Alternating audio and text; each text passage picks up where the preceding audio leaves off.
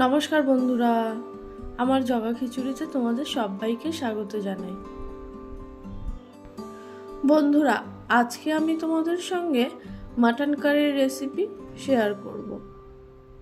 রবিবারের দুপুরবেলা বড় বড় আলু দিয়ে আর মাটনের ঝোল গরম ভাতের সঙ্গে কিন্তু জাস্ট জমে যাবে, তাই না বন্ধুরা? তাহলে চলো বেশি বকবক না করে মাটন কারির রেসিপি শুরু করি।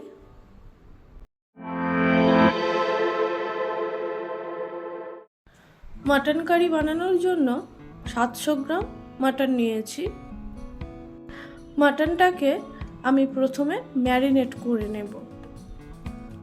ম্যারিনেট করার জন্য দিয়ে দেব 1 চা চামচ রসুন বাটা, 1 চা চামচ আদা বাটা, পরিমাণ মতো নুন, 1 চা চামচ হলুদ গুঁড়ো, 1 চা চামচ কাশ্মীরি লঙ্কার গুঁড়ো ও 3 টেবিল চামচ টক দই, আর দেব 2 টেবিল চামচ মতো সর্ষের তেল। এখন এই সমস্ত উপকরণগুলোকে মাটনটার সঙ্গে খুব ভালোভাবে মিশিয়ে নেব। মাটনটাকে খুব ভালোভাবে ম্যারিনেট করে নিলাম, সাইডে সরিয়ে রাখবো। এবার মাটনটাতে দেওয়ার জন্য দুটো বড় সাইজের আলু কেটে নিয়েছি। আলুগুলোকে 4 টুকরো করে রেখেছি আর 3টে বড় পেঁয়াজ কুচিয়ে রেখেছি। চলো এবার রান্নাটা শুরু করব। তার জন্য কড়াটা বসিয়ে দিয়েছি। কড়ার মধ্যে পরিমাণ মতো সর্ষের তেল দিয়ে দেব। তেলটা গরম হলে আলুগুলোকে আগে ভেজে নেব।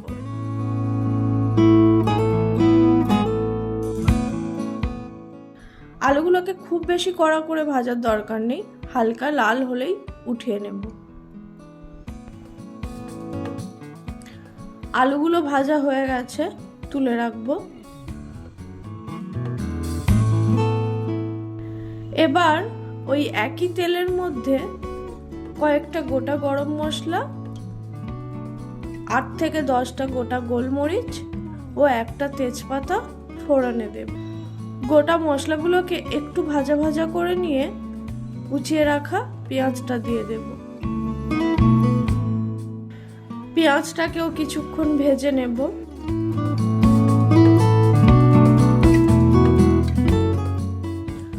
বন্ধুরা, পেঁয়াজটা যখন হালকা ব্রাউন হয়ে এসছে, ওর মধ্যে 1 চা চামচ রসুন বাটা, 1 চা চামচ আদা বাটা দিয়ে দেব।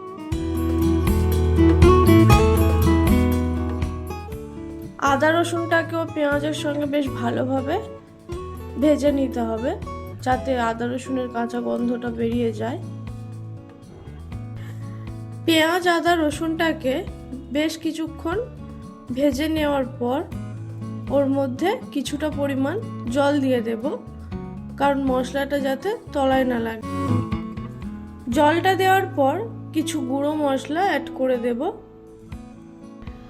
পরিমাণ মতো নুন, 1 চা চামচ হলুদ গুঁড়ো, 1 চা চামচ কাশ্মীরি লঙ্কার গুঁড়ো,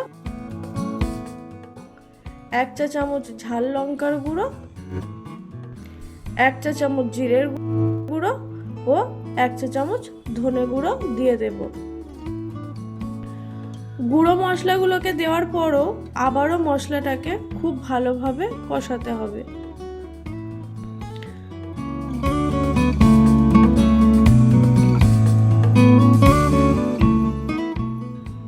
তো মশলাটা খুব ভালোভাবে কষিয়ে নিয়েছি। দেখো মশলাটার থেকে তেলও ছেড়ে দিয়েছে। এখন এই মশলাটার মধ্যে ম্যারিনেট করে রাখা মাটনটা দিয়ে দেব।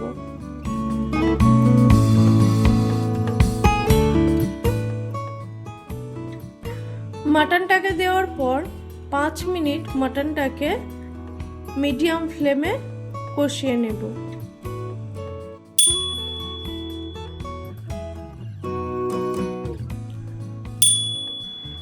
তো মিনিট 5 মতো মাটনটাকে বেশ ভালোভাবে কষিয়ে নিয়েছি। এখন মাটনটাকে ঢাকা দিয়ে লো ফ্লেমে রান্না হতে দেব। বন্ধুরা, কিছুক্ষণ পর ঢাকনাটা খুলে মাটনটাকে একবার নাড়িয়ে চাড়িয়ে দিতে হবে, না হলে মাটনটা তলায় লেগে যেতে পারে।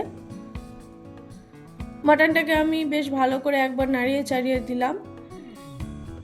আবারও ঢাকনা দিয়ে দেব, দিয়ে কিছুক্ষণ রান্না হতে দেব। একইভাবে আবারও একবার ঢাকনাটা খুলে মাটনটাকে নাড়িয়ে দেব। তো মাটনটার থেকে কিন্তু জল ছাড়া শুরু হয়েছে। মাটনটা নাড়িয়ে দিয়ে আরও একবার ঢাকা দিয়ে দেব। বন্ধুরা, এইভাবে কিছুক্ষণ ঢাকা দিয়ে দিয়ে মাটনটাকে নাড়িয়ে চাড়িয়ে রান্না করতে হবে।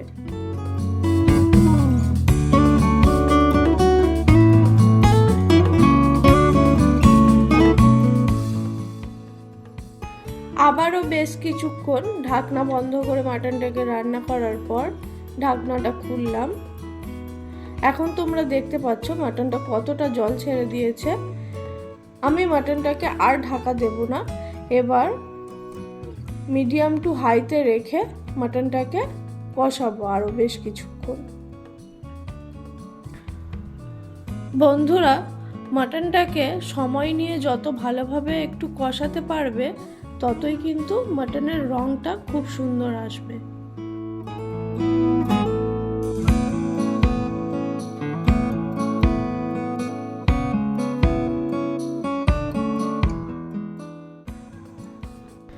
আমি বেশ অনেকক্ষণ ধরেই মাটনটাকে কষিয়ে নিলাম। মাটনের রঙটাও খুব সুন্দর এসছে, দেখো। এখন এর মধ্যে গরম জল দিয়ে দেব পরিমাণ মতো। জলটা দেওয়ার পর ভালোভাবে মিশিয়ে নিয়ে একটু দেখে নিলাম যে নুন আর ঝালটা ঠিক আছে কিনা। তো সব কিছুই ঠিক আছে। এখন এর মধ্যে 1 চা চামচ গরম মশলা গুঁড়ো দিয়ে দেব। গরম মশলাটা দিয়ে মিশিয়ে নিয়ে আমি মাটনটাকে একটা প্রেসার কুকারের মধ্যে ট্রান্সফার করে নেব, কারণ মাটনটা কড়াইতে রান্না করলে সিদ্ধ হতে অনেকটা সময় নেবে। তো দেখো, মাটনটাকে আমি প্রেসার কুকারের মধ্যে ট্রান্সফার করে নিয়েছি। এখন এর মধ্যে ভেজে রাখা আলুগুলো দিয়ে দেব। আলুটাকে দিয়ে একটু নাড়িয়ে চাড়িয়ে নিয়ে প্রেসার কুকারের ঢাকনাটা বন্ধ করে দেব। এবার মাটনটাকে 4 থেকে 5টা সিটি আসা অবধি রান্না করে নেব, মিডিয়াম লোতে রেখে দেব। বন্ধুরা, প্রেসার কুকারের সিটি পড়তে শুরু করেছে। আমি 5টা মতোই সিটি দিয়েছিলাম। 5টা সিটি পড়ে গেছে, তো গ্যাসের ফ্লেমটা অফ করে দেব। দিয়ে এইভাবেই প্রেসার কুকারটাকে রেখে দেব। ঠান্ডা হওয়ার পর, মানে প্রেসারটা পুরোপুরি বসে যাওয়ার পর আমি তোমাদেরকে খুলে দেখাবো মাটন কারিটা কেমন হয়েছে। প্রেসার কুকারটা ঠান্ডা হওয়ার পর আমি ঢাকনাটা খুলছি। দেখো বন্ধুরা, কত সুন্দর মাটন কারির রংটা এসছে। আমি তোমাদেরকে এবার সার্ভ করে দেখিয়ে দিচ্ছি। তো মাটন কারিটা আমি গরম গরম ভাতের সঙ্গেই সার্ভ করব। তাহলে চলো এটাকে সার্ভ করে নিই।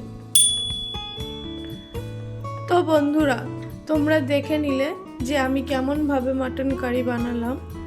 আশা করছি তোমরাও একবার আমার মতো করেই মাটন কারি বাড়িতে বানিয়ে নেবে। আমার আজকের এই মাটন কারির রেসিপি তোমাদের কেমন লাগলো অবশ্যই কিন্তু কমেন্ট করে জানিও। আর আমার ভিডিওগুলি যদি তোমাদের ভালো লাগে তাহলে একটা লাইক করে দিও ও আমার চ্যানেলটিকে সাবস্ক্রাইব করে দিও। আজকের ভিডিও এই পর্যন্তই। দেখা হচ্ছে পরের কোনো এক ভিডিওতে।